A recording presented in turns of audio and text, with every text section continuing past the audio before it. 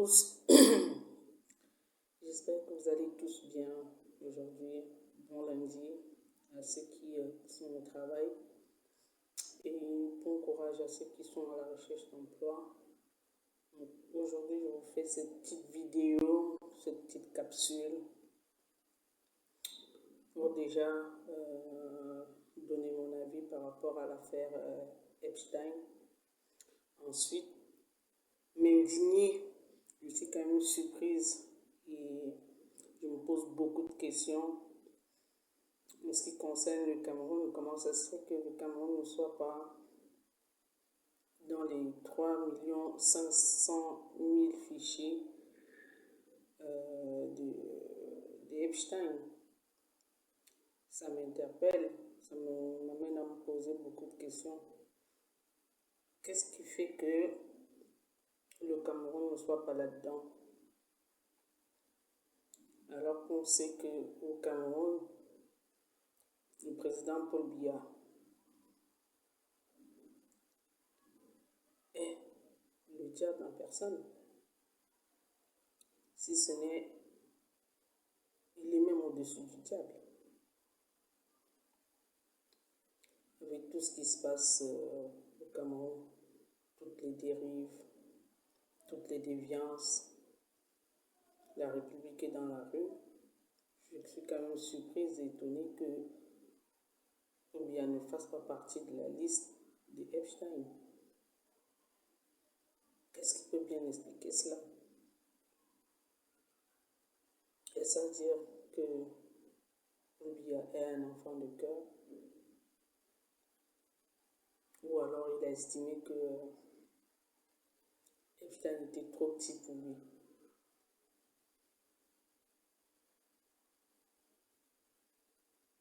Parce que le nombre de dérives, la quantité de dérives sectaires qu'on note au Cameroun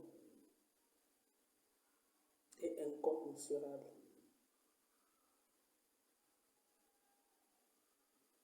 Donc, permettez-moi de dire aujourd'hui que je suis vraiment indignée, je suis vraiment surprise, je suis vraiment étonnée que Paul Biya ne soit pas dans la liste de Epstein. Alors que tous les jours, sa femme s'habille en rouge, elle montre aussi aux yeux du monde qu'elle vampirise les Camerounais tous les jours. Elle s'est accaparée de toutes les richesses du Cameroun. La jeunesse est condamnée.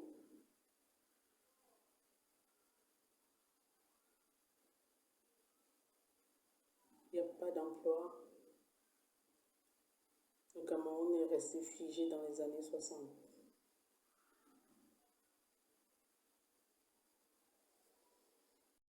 Vous avez suivi l'affaire Epstein. Je ne vais pas revenir sur les détails. Mais ce qu'il faut tirer de cette affaire, c'est que on a affaire à un grand réseau de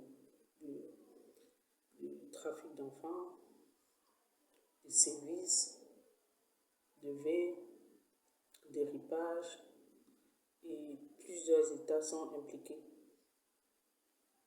Et même sur l'île de Epstein, en contrebas de son île, il y a un cimetière.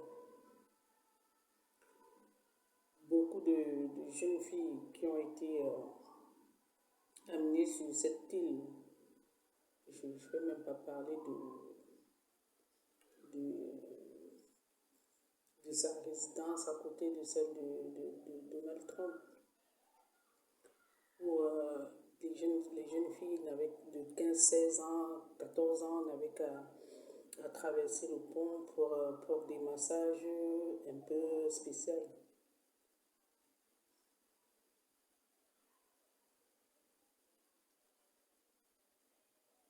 Et au fil du temps, ces enfants sortaient de là en étant détruits parce que si au départ, on les a appâtées avec la pâte du gain, on leur a vendu un massage, mais ce massage s'est très vite transformé en grand V. Et beaucoup de noms sont cités. Je vais par exemple citer en Afrique la nièce d'Alassane Ouattara. Elle fait partie des filles qui ont été présentées à Epstein. Et même, il y a une correspondance, une femme qui était en service au Kenya qui a fait un mail à Epstein pour lui dire hey, j'ai deux jeunes enfants, si tu es intéressé, je te les amène. Epstein, c'est ce qu'on appelle le plus grand malade mental qui a existé sur Terre. Et le réseau de Epstein a été, je veux dire, mis à jour comme ça, mais si vous vous rendez compte, il n'y a pas de poursuite, il n'y a rien. On nous a noyé, on noie de nombreuses informations sur 3,5 millions de fichiers. Qui a le temps d'aller fouiller ça?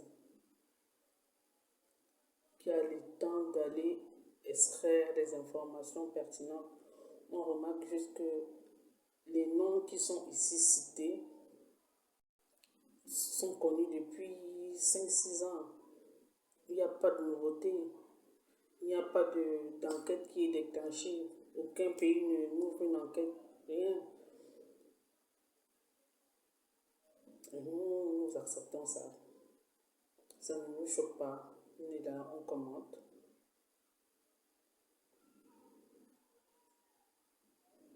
Ça n'émeut plus. Ça ne glace plus. Ça ne refroidit plus. C'est comme si on nous avait enlevé notre part d'humanité. L'affaire Epstein, aussi grave soit-elle,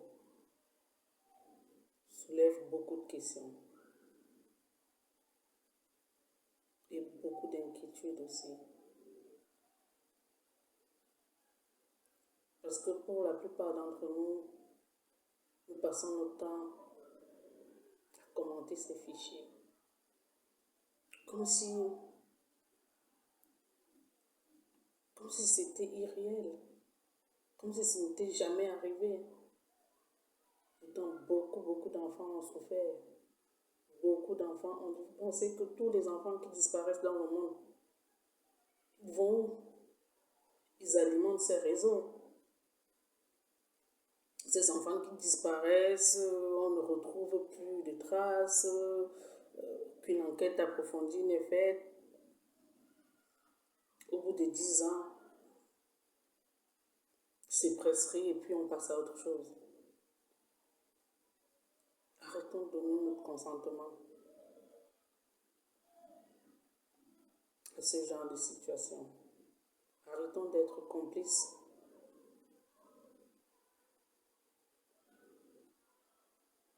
Arrêtons d'être passifs.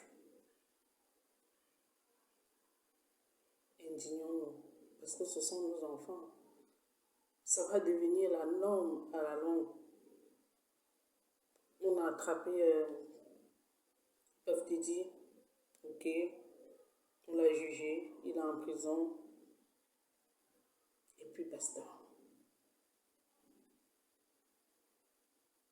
Epstein, pareil, personne n'a vu son corps. Personne n'a vu son corps. Quand on apprend que quelques heures avant son ripage, son codétenu a été déplacé de sa cellule, c'est à se poser de questions. C'est à se demander pourquoi on nous manipule. quelle fin?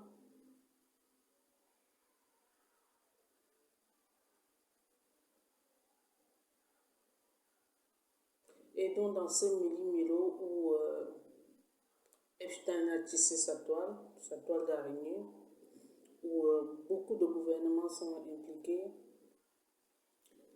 il a fait preuve, je veux dire que depuis 2008, on connaît les agissements de Epstein, mais beaucoup d'États ont déroulé le tapis rouge. On a fait table rase dessus, on nous a fait dire on nous a fait croire qu'il a passé 18 mois en prison, et puis quel 18 mois, il a fait 13 mois sur les 18 mois, et sur les 13 mois, il avait le droit de vaquer à ses occupations à l'extérieur de la prison. Il revenait juste pour dormir. Et même dans sa prison, on lui envoyait les enfants. Il pouvait assouvir ses fantasmes sexuels les plus fous dans sa prison.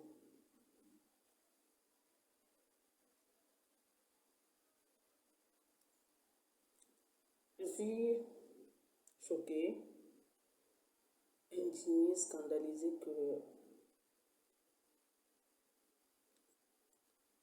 malgré le fait que le gouvernement de la justice américaine ait dévoilé ces fichiers, ça n'a déclenché qu'une enquête.